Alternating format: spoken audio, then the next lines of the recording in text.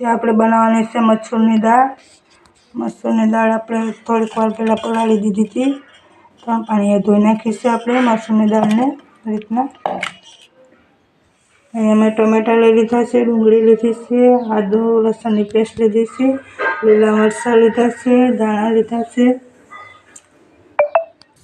આપણે તેલ મૂકી દીધું છે, આપણું તેલ થઈ ગયું છે. આપણે સિંગ તેલ લીધું છે, તેજપત્તો નાખી દઈએ. લીલા મરચાં નાખી દઈએ, ડુંગળી નાખી દઉં,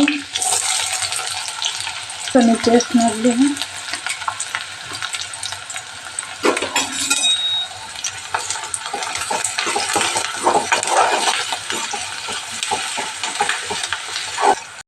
આપણી ડુંગળી ફ્રાય થઈ ગઈ છે. આપણે ટમેટા નાખી દઉં.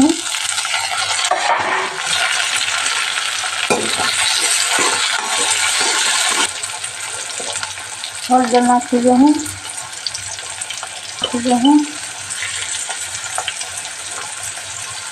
ધાણા જીરાનો પાવડર નાખી દઉં.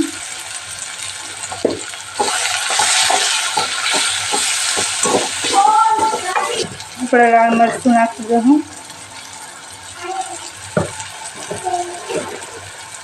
તીખું ખારી પ્રમાણે નાખી દઉં.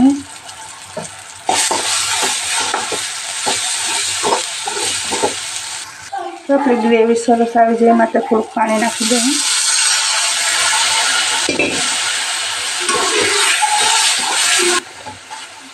આપણે દાળ નાખી દઉં.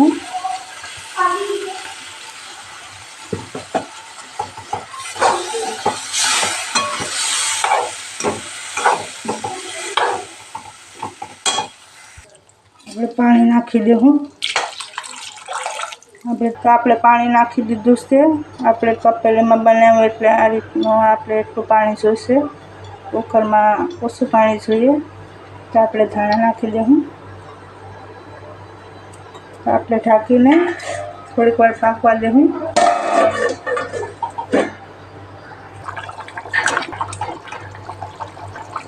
આપણે મિક્સ કરી લઈએ. તો આપણે દાળ મિક્સ કરી દીધી છે. આપણે ધાણા નાખી દઈએ. તો આપણી દાળ સળી ગઈ છે. આપણે સર્વ કરી લઈએ.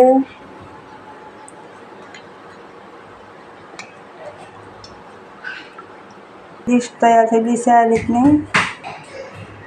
તો તમને કેવી લાગી કોમેન્ટ કરજો, લાઈક કરજો અને મારી ચેનલમાં સબસ્ક્રાઈબ કરી દેજો. બધાને જય માતાજી, જય શ્રી કૃષ્ણ.